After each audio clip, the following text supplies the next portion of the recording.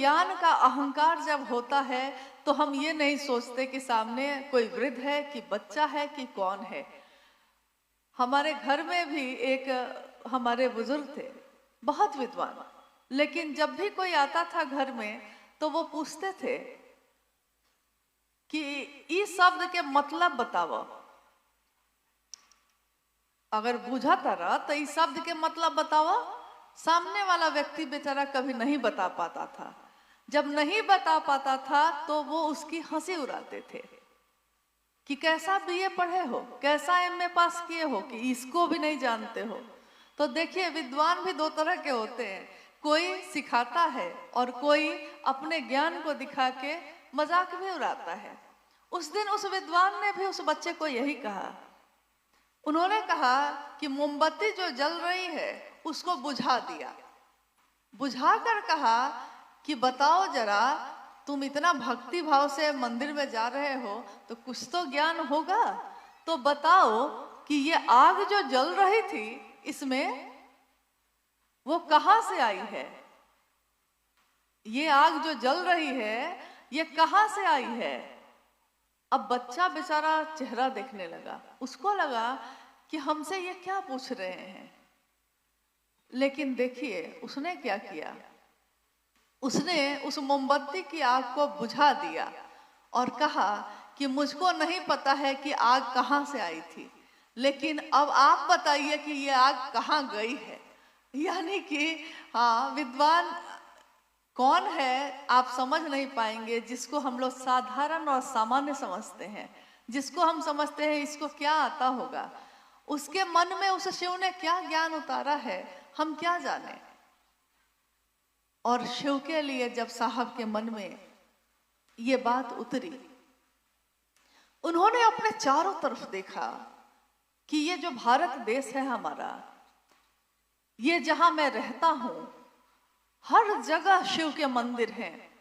शिवालयों में लोग जा रहे हैं, जल चढ़ा रहे हैं, घंटी की ध्वनि बज रही है लगातार।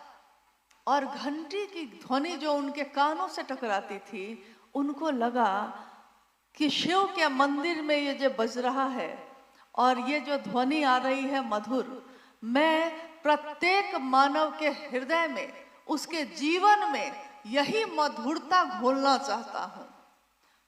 साहब हैदरानंद जी ने कहा कि मुझ में मानव के अभ्युदय की जिद है।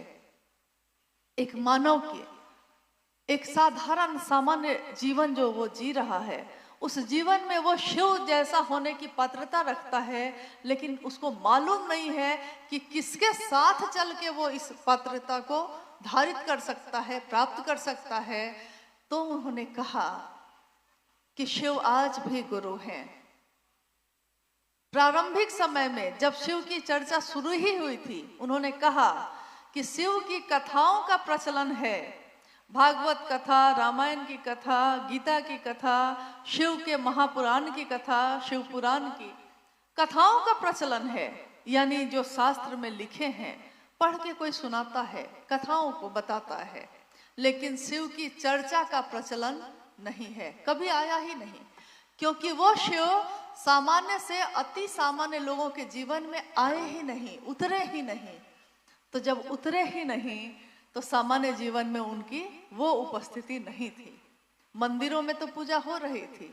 उसी समय साहब ने कहा कि मुझको इस बात की काफी पीड़ा हुई कि जो शिव सबसे सुंदर है, जो जगत का गुरु है, पूरे विश्व गुरु के पदवी पे वो बैठा है, पद पे बैठा है, लेकिन उस शिव के कोई शिष्य नहीं है। पूरा जगत सोया है और शिव जगा हुआ है, वो महादेव जगा हुआ है, दुनिया के लोग सोए हुए हैं।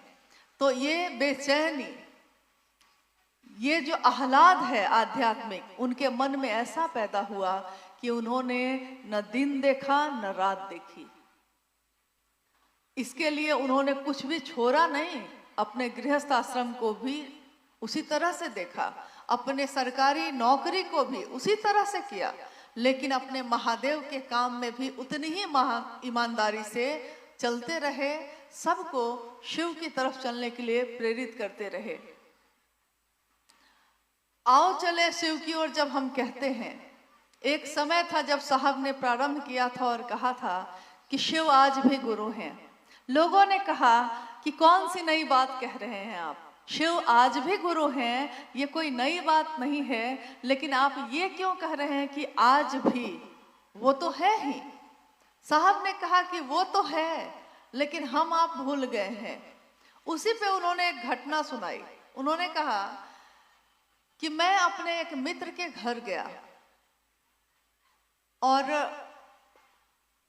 उसके पिताजी, मेरे जो पदाधिकारी मित्र थे, उनके पिताजी बिस्तर पे पड़े हुए थे, एकदम वृद्ध थे और बिस्तर पे थे। उनका पोता वहां से गुजरा। उन्होंने कहा कि बेटा पानी दे दो।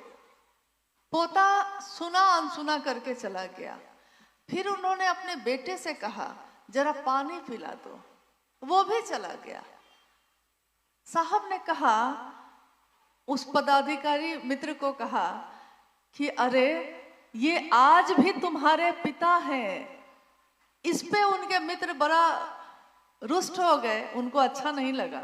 उनको लगा कि मेरे पिता के बारे में ये बताएंगे हमको कि आज भी मेरे पिता हैं। लेकिन साहब ने कहा पिता है तो परवाह करो, पिता है तो सेवा करो, पिता है तो पानी दो, पिता है तो उसका नाम क्यों नहीं होता?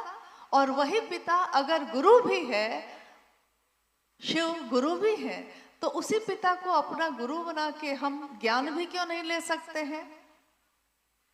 इसी का आवाहन उन्होंने अपने जीवन में किया और आज ये धरती शिव की शिष्यता से आप्लावित हो रही है। पल प्रतिपल इसका विस्तार हो रहा है, इतने ज्यादा तेजी से हो रहा है जितना हम लोगों ने कभी न सोचा है न कभी देखा है।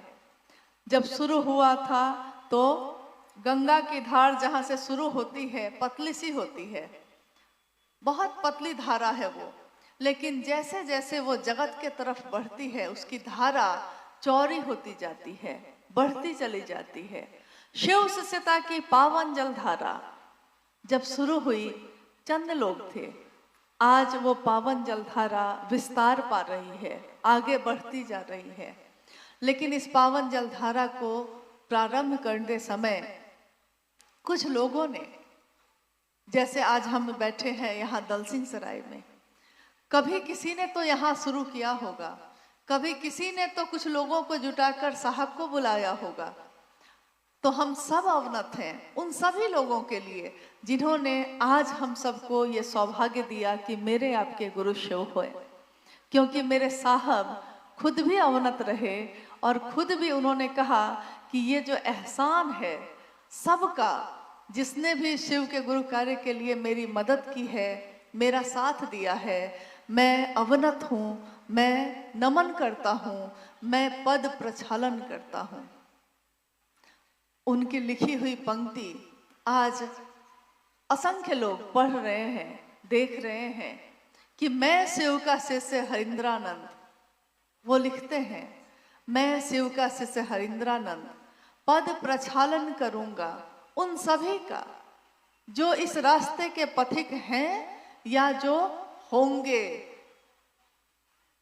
पद प्रक्षालन का मतलब होता है, जैसा हमारे संस्कृति में, हमारे घरों में ऐसा चला आ रहा है, अब थोड़ा कम हो गया है लेकिन पहले तो बहुत ज्यादा था, कि अगर कोई भी आया है यात्रा करके अगर आया है घर में, तो हम दरवाजे पे ही उसका पैर धोते थे।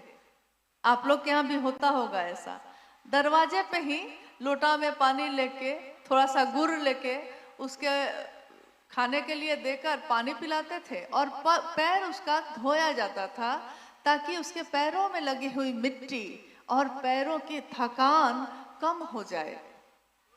शिव के शिष्य हरिंद्रानंद साहब कहते हैं कि मैं शिव का शिष्य हरिंद्रानंद पद प्रक्षालन करूंगा उन सभी का।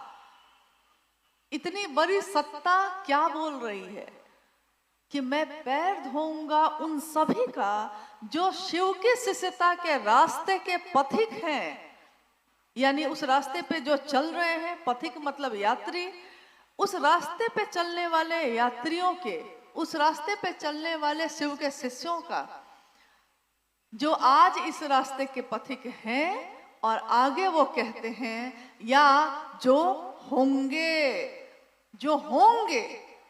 ये शब्द जैसे ही उन्होंने लिखा है, ये साबित करता है कि ये वही व्यक्ति बोल सकता है, ये शिव की वही सत्ता बोल सकती है जो आज भी उतनी ही मजबूती से हर दिल में धड़क रही है।